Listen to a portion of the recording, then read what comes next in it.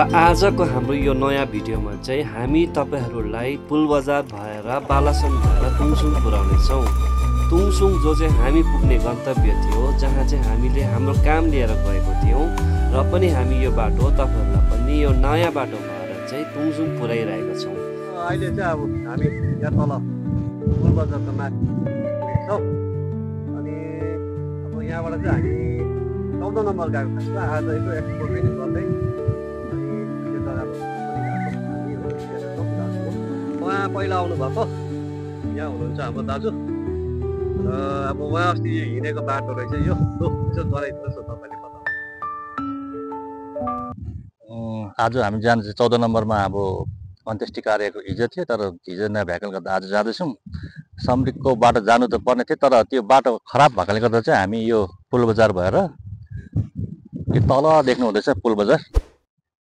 पुलबजार त यतापट्टि हो है, यतापट्टि यो त पाँचधुरे भन्छ। अहिले चाहिँ खै नाम के हो है थाहा भएन, नाम चाहिँ पाँचधुरे नै हो है। त्यो ग्राउन्ड देख्नु हुँदैछ त्यहाँ, त्यो एउटा झोलङ्गे पुल हामी तरेर चाहिँ त्यो देख्दै गरेको बाटो देख्नु हुँदैछ। त्यहाँबाट गएर चाहिँ सिधा बालासन निक्लिन्छौँ। बालासनबाट चाहिँ तुङसुङ गोदाम निक्लेर चाहिँ 14 नम्बर इन्टर गर्नेछौँ।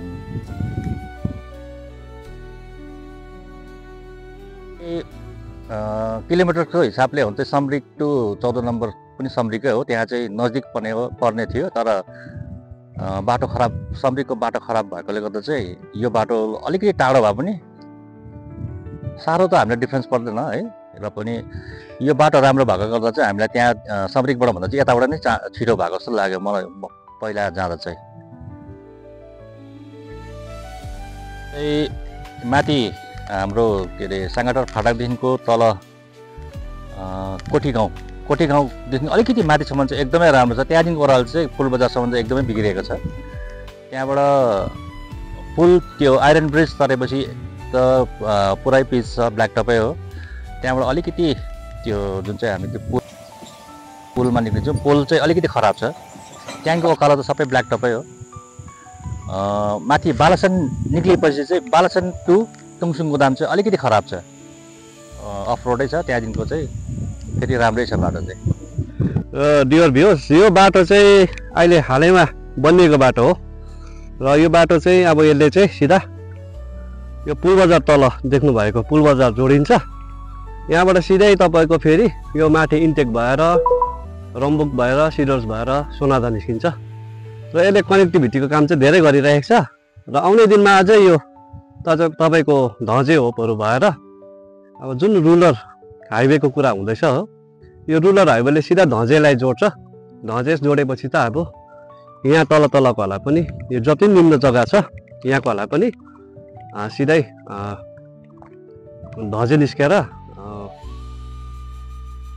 र आज हामी पनि यो कामले पशुपतिको पनि चितुवाको पनि व्यापार, पशुपतिको दर्शन भनेको जस्तो हामी पनि जाँदैछौँ ओह्रालो र जति नजिक तल पुग्छौँ हामी आज तपाईँहरूलाई अरू कुरो पनि देखाउने कोसिस गर्छौँ। जग्गा चाहिँ यो चाहिँ पुलबजार भनिन्छ यसलाई।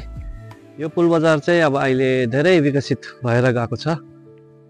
यो ठिक सामने तपाईँले निलो कलरले रङ्गिएको जुन बिल्डिङ देख्नु हुँदैछ, यो चाहिँ हाम्रो इन्टेक हो, जहाँबाट चाहिँ यो बालासनको पानी तानेर चाहिँ पम्प गरेर चाहिँ सिधै माथि पम्प तपाईँको कलेज भ्यालीमा हुन्छ। त्यहाँबाट चाहिँ सप्लाई फेरि टाइगर हिल। यो पानी चाहिँ अब आउने दिनहरूमा चाहिँ जति पनि हाम्रो दार्जिलिङको बजारमा बस्नेहरू छ बासिन्दा, उहाँहरूले पाउनुहुन्छ।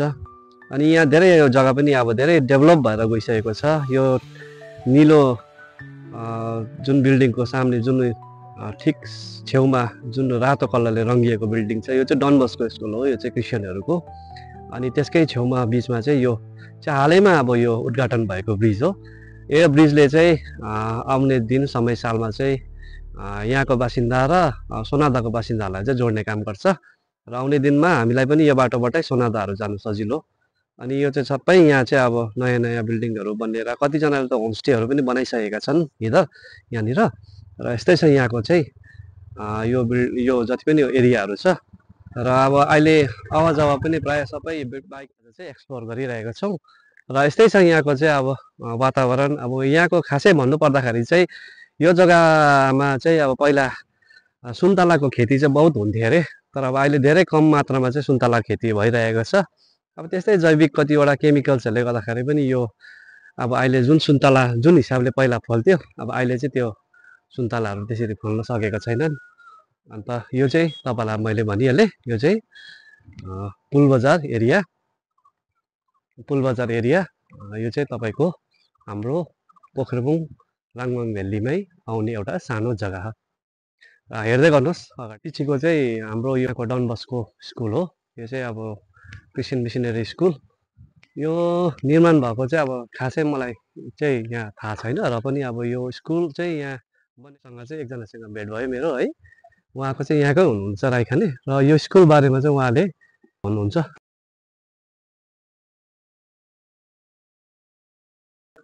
किन फाइदा छ भनेदेखि नि अब इङ्ग्लिस स्कुल हो। हजुर। अब जुन प्राइमेरी स्कुलहरू पनि साह्रो राम्रो छैन यहाँनिर, र यो बनेको चाहिँ हामीलाई अलिकति राम्रै नै लाग्छ, किनभने इङ्ग्लिस मिडियम। फेरि यहाँ चाहिँ टोटल अहिले स्टुडेन्ट्स चाहिँ कति जस्तो हो? स्टुडेन्ट तपाईँको लगभग यस्तै 60-65 जस्तो हुनसक्छ।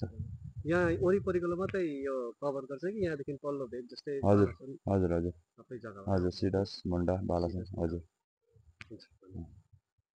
यहाँ एकजना बासिन्दा दाजु हुँदो रहेछ। एकजना बासिन्दा दाजुले यहाँको अलिकति जानकारी, तर यो कुन सालमा निर्मित भएको यो चाहिँ अलिकति उहाँहरूले पनि पक्कै भन्नु सक्नु भएन। र पुलबजार भेग एरिया जति पनि छ यो एरियालाई चाहिँ अब स्कुलले चाहिँ एकदमै राम्रोसँगले चाहिँ एउटा राम्रो काम गरिरहेछ भनौँ न, ठुलो योगदान दिइरहेको छ शैक्षिक क्षेत्रमा निम्तिले चाहिँ। अन्त अब यो जग्गालाई एक्सप्लोर गर्दै बगर होमस्टे पनि यहाँ तल छ। सबैले नयाँ नयाँ यो पारी देख्नु भएको यो सिडर्सहरू पर्यो, मुन्डा बाँसघारी अरे। अनि यो चाहिँ अब अहिले भर्खर हामी आइपुग्यौँ। यो चाहिँ हालैमा निर्मित बनिएको पुल हो। यसले चाहिँ पोखरेबुङ राङभाङ भ्यालीलाई, हाम्रो भेगलाई चाहिँ सोनादासँग, रम्बुक, सिडर्स सबैसँग जोड्ने काम चाहिँ यो ब्रिजले गरिरहेको छ।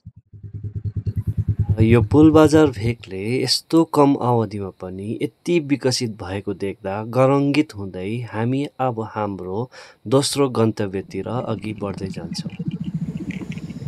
यसरी नै खोला नाला, झोडा जङ्गल, पुलहरू तर्दै अब हाम्रो दोस्रो गन्तव्य बालासनबाट फेरि दोस्रो यात्रा सुरु। तपाईँहरूलाई मैले देखाएको थिएँ माथि डाँडाबाट कि यो ग्राउन्ड भएर जानुपर्छ भनेपछि त्यो देखाएको ग्राउन्ड चाहिँ यही हो है।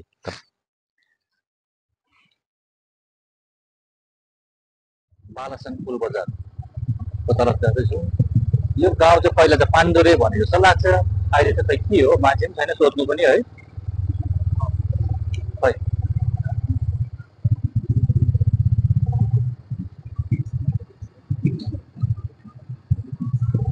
पाण्डुरे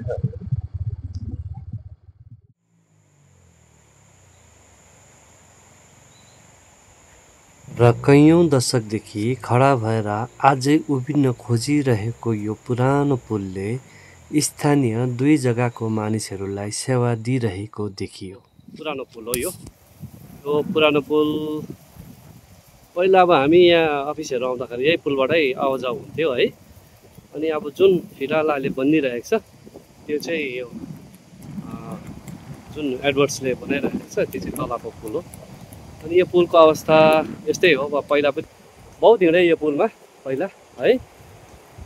म त झन् अब महिनामा एकपल्ट त यहाँ आउनै पर्ने अडिटहरूको लागि। अन्त यो खोला पनि अहिले बालासन खोला हो यो चाहिँ। अनि यो खोला पनि अहिले धेरै सुकेर गएको छ है। यो चाहिँ तल सिधै हाम्रो इन्टेकमा जम्मा हुन्छ। इन्टेकबाट चाहिँ मैले अघि भने जस्तो त्यो इन्टेकले चाहिँ त्यहाँबाट पानी तानेर चाहिँ सिधै माथि सप्लाई गर्छ। यो तलको चाहिँ हुँदैछ। यो तलको चाहिँ अब अहिले अझै एडवर्ड्सले बनाएको पुल चाहिँ हालैमा जुन उहाँले अस्ति ढलाइ गर्नुभएको थियो यो पुल अझै पनि निर्माण स्थलमै रहेछ अब हो। बनिँदैछ अझै पनि यहाँ ठिकै सामुद्रिक पानी र काम हुँदो रहेछ। तुमसुङ जोड्ने पुरानो ब्रिज हो पुल है। अहिले फेरि हालैमा नयाँ बनिँदै गरेको तपाईँको एडवर्ड फाउन्डेसनले कलमा बनिँदै पुल हेरिहाल्नु ढलाइ हालेर अब रेलिङ हाल्नु मात्र बाँकी छ है। यो मेन अफिस थियो। यहाँनिर मैले 17 वर्ष काम गरेँ। अनि यो चाहिँ हाम्रो फ्याक्ट्री थियो। फ्याक्ट्री चाहिँ हालत यस्तो भयो फ्याक्ट्रीको है। यो तुङसुङमा अहिले यो पछाडि देखेको चाहिँ मेन अफिस हाम्रो थियो त्यति बेला। अनि यहाँ चाहिँ फ्याक्ट्री, यो ब्रिटिसले बनाएको फ्याक्ट्री हो। यस्तो छ नि स्थिति हो अहिले। एकदमै माया लाग्दो हेर्नुहोस् न कति स्वाद। र यो तुङसुङमा छ है अहिले चाहिँ हामी। सबै कार्य सकेपछि अन्तमा हामी घर फर्कन्छौँ। हामी त्यो पुरानो दिन अनि यादहरू सम्झेर र अहिलेको हालात देखेर। फर्कन्छौँ हामी फेरि समय सालमा आउने नयाँ बाचा लिएर।